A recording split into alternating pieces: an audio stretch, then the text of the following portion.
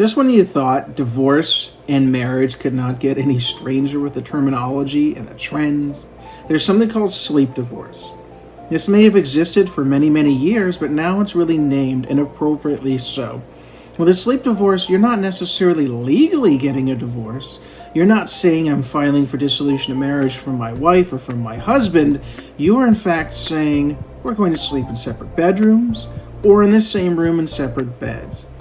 Now, statistically, somewhere between 25 and 35%, depending on where you look for those statistics, of married couples really do have a sleep divorce. Some of the reasons might include somebody's morning breath. I know nobody likes to talk about that. They might include the fact that people like to watch different television shows, perhaps commonly among people my age, in the 30s and 40s who are working class folks.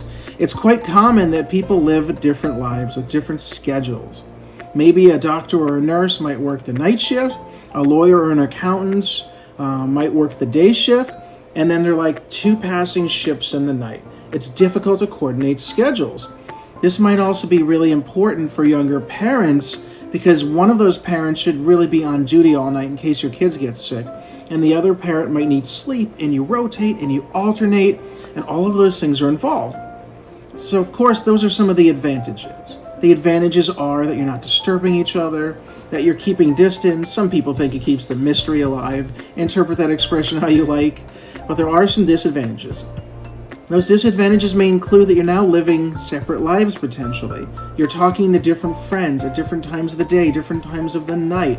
You barely see each other. You might stop watching television together, which could be the glue in the fabric of your relationship and your marriage. You might just stop doing things altogether as a married couple because your hobbies are now different.